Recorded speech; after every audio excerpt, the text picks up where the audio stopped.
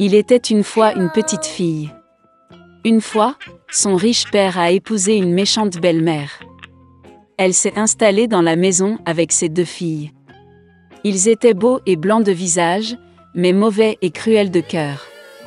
Et puis vint un moment difficile pour la pauvre fille. Du matin jusqu'à tard dans la soirée, ils l'ont forcée à faire du sale boulot, porter de l'eau, chauffer la cuisinière, cuire les aliments, laver la vaisselle et faire la lessive. Et en plus, les demi-sœurs ont fait de leur mieux pour la contrarier autant que possible.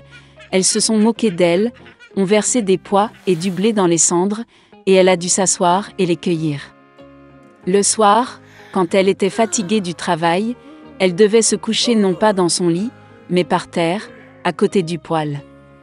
Et parce qu'elle était toujours dans la cendre, la poussière et la saleté, ses sœurs l'appelaient Cendrillon. Mais il arriva un jour que le roi commença une fête, qui devait durer 3 jours entiers, et convoqua toutes les belles filles du pays à la fête pour que son fils puisse choisir une épouse pour lui-même.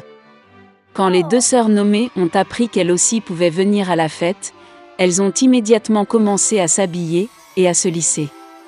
Cendrillon voulait aussi aller danser, mais sa belle-mère ne l'a pas lâchée, car elle n'avait ni robe ni chaussures et elle était sale. Et puis la méchante belle-mère a versé un bol de blé dans les cendres, et a dit que si Cendrillon le ramassait en 2 heures, alors elle pourrait aller avec ses sœurs. Cendrillon est sorti dans le jardin, et a pleuré.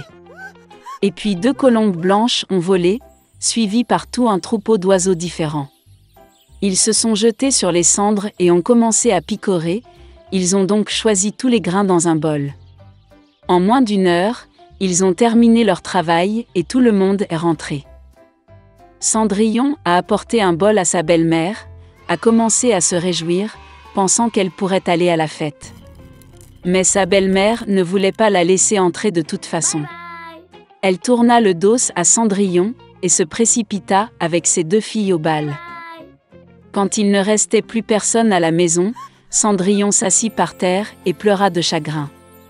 Et puis 2 colombes blanches ont volé, suivies par tout un troupeau d'oiseaux différents, et ils ont jeté leurs robes et leurs chaussures, brillantes et tout en or. Elle a rapidement mis cette robe et est venue vers la mariée. Ils ont vu ses demi-sœurs et sa belle-mère et ont pensé que ce devait être une étrange princesse, elle était si belle dans sa robe dorée. Il ne leur est jamais venu à l'esprit que c'était Cendrillon. Le prince est venu à sa rencontre, lui a pris la main, et ils ont commencé à danser. Et il aimait tellement Cendrillon qu'il ne voulait danser avec aucune autre fille. Elle a dansé jusqu'au soir et a voulu rentrer chez elle, mais le prince lui a demandé de la voir partir. Il voulait savoir de qui il s'agissait et où elle vit. Mais Cendrillon s'est enfuie de lui et est montée sur le pigeonnier. Le prince a ordonné de détruire le pigeonnier, mais il n'y avait personne dedans. Et nulle part près il ne pouvait trouver son bel inconnu. Personne n'aurait pu deviner que Cendrillon a été sauvée par des pigeons qui l'ont ramenée chez elle. Le prince était bouleversé et alla au palais la tête baissée. Et soudain, il a vu une chaussure, l'a soulevée, elle était si petite et élégante et tout d'or pur. Le prince a deviné que lorsque Cendrillon s'est enfuie de lui, la chaussure de son pied gauche est restée sur l'une des marches. Le prince était ravi et a ordonné de trouver la maîtresse de cette chaussure, et à qui elle convient, il épousera celle-là. Les parents sont revenus du bal, ils ont vu que Cendrillon dormait dans sa chemise sur la cendre, et une faible lumière était allumée près du poêle. Les 2 sœurs sont allées dans leur chambre, espérant que demain, elles seraient les plus chanceuses à enfiler la pantoufle d'or. Le lendemain, le prince est venu chez eux et a dit que tous ceux qui voulaient essayer la chaussure de sa future épouse devraient sortir. 2 sœurs sont sorties et la belle-mère a enfermé Cendrillon dans la maison et ne l'a pas laissé sortir. La sœur aînée l'a essayé, une petite chaussure. La petite sœur l'a essayé, la chaussure est géniale. Le prince était sur le point de partir, mais Cendrillon sortit par la fenêtre et courut vers lui. Et elle a mis une chaussure, et ça lui allait. Le prince la regarda dans les yeux et reconnut en elle la très belle fille avec qui il dansait. Il a pris Cendrillon, l'a mise sur un cheval, et est parti jouer un mariage avec elle. Et il a ordonné aux sœurs et à la belle-mère d'être enfermées dans leur maison, et de ne jamais les laisser sortir de là. C'est ainsi qu'ils ont été punis pour leur malice et leur tromperie. Mon grand-père a planté un navet, et il est devenu grand, très gros. Jamais vu un tel navet dans les villages. Et donc mon grand-père est allé cueillir un navet. Tire, mais ne peut pas tirer. Le grand-père ne savait pas quoi faire. Et ainsi, mais cela ne se retirera d'aucune façon. Ensuite, le grand-père a appelé la grand-mère pour tirer le navet. Une vieille femme est venue, a attrapé son grand-père par le dos, et ils ont commencé à rassembler le navet. La grand-mère est pour le grand-père et le grand-père pour le navet. Ils tirent, mais ils ne peuvent tout simplement pas les tirer. C'est juste une sorte de problème. Le grand-père a réfléchi et s'est rendu compte qu'il était temps d'appeler la petite fille à l'aide. Et ils se mirent à appeler la petite fille au sommet de leur voix, à tel point que tout le village trembla. La petite fille a couru, saisit la jupe de la grand-mère et recommença à tirer le navet. La petite fille de la grand-mère du grand-père et le grand-père du navet. Ils tirent, mais ils ne peuvent pas tirer. Les vieux étaient bouleversés, car un tel navet disparaît. Ensuite, la petite fille a décidé d'appeler son chien, Bug, pour qu'au moins elle aide à tirer le navet. Bug a couru, attrapa sa petite fille par le mouchoir, et ils commencèrent à rassembler le navet. Un bug pour une petite fille pour une grand-mère pour un grand-père, et un grand-père pour un navet. Ils tirent, mais ils ne peuvent plus tirer. Le grand-père et la grand-mère étaient encore plus bouleversés, car le navet non mangé disparaîtra. Soudain, l'insecte a aboyé et s'est enfui. Le chien est revenu non seul, mais avec un chat. Elle a attrapé le scarabée par la queue et a commencé à tirer le navet tous ensemble. Un chat pour un insecte pour une petite fille pour une grand-mère pour un grand-père et un grand-père pour un navet. Pulpule, mais pas extensible.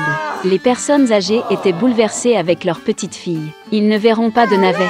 Soudain, le chat a couru dans la grange. Elle était partie depuis longtemps, et elle est revenue non seule, mais avec une souris. Le grand-père et la femme, ainsi que la petite fille et le scarabée, ont commencé à demander de l'aide à la souris. Elle remua la queue, grinça 2 fois, puis attrapa la fourrure du chat avec ses petites pattes. Et encore une fois, ils ont assemblé le navet.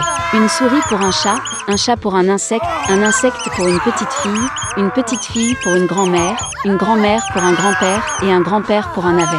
Tirer et tirer le navet. Et c'est ainsi que le grand-père a décidé de partager le navet. Il en prit la moitié pour lui, en donna un tiers à sa grand-mère, un peu moins à sa petite fille, un morceau de scarabée, un demi-morceau pour un chat et une toute petite miette pour une souris. Les animaux ont été offensés par leur grand-père, car ils ont aidé de la même manière, mais il a divisé le navet de manière malhonnête. Un an s'est écoulé. Grand-père a planté à nouveau le navet, et il est devenu plus gros qu'avant. Pendant longtemps, un tel navet n'a pas été vu dans les villages. Et donc mon grand-père est allé cueillir un navet. Tire, et ceci, et cela, mais ne tirera pas. Le grand-père ne savait pas quoi faire. Et j'ai décidé d'appeler à nouveau ma grand-mère pour obtenir de l'aide. Ils ont commencé à rassembler le navet. La grand-mère est pour le grand-père et le grand-père pour le navet. Ils tirent, mais ils ne peuvent tout simplement pas les tirer. Puis la grand-mère a appelé sa petite fille. La petite fille a couru, et ils rassemblèrent le navet. La petite fille de la grand-mère du grand-père et le grand-père du navet. Pulpule, mais pas extensible.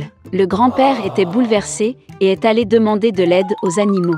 Il a appelé Bug, mais elle a seulement détourné le visage, a remué la queue et s'est enfuie. Grand-père a trouvé un chat et elle est montée sur le toit de la grange. Puis le vieil homme est allé à la souris. Mais elle ne l'écouta pas non plus. Puis le grand-père s'est rendu compte que les animaux avaient été offensés par lui pour ne pas avoir honnêtement partagé le navet. Après tout, sans souris, chat ou insecte, le grand-père ne peut pas voir un navet. Le vieil homme réfléchit, rassembla ses pensées et retourna vers les animaux. Il s'est excusé auprès de l'insecte, a demandé pardon au chat et a promis le meilleur morceau de navet pour la souris. Ensuite, les animaux ont accepté d'aider leur grand-père et ils ont commencé à rassembler le navet. Une souris pour un chat pour un insecte pour une petite fille pour une grand-mère pour un grand-père et un grand-père pour un navet. Tirer et tirer le navet. Baba a fait cuire un navet. Depuis longtemps, ces délicieux navets n'ont pas été vus dans les villages. Et le grand-père a divisé le navet également, un morceau pour lui-même, sa grand-mère et sa petite-fille. Nous avons chacun un morceau d'un insecte avec un chat, et même une souris. Tout le monde était heureux. Ainsi, ils ont vécu dans la paix et l'harmonie heureusement pour toujours.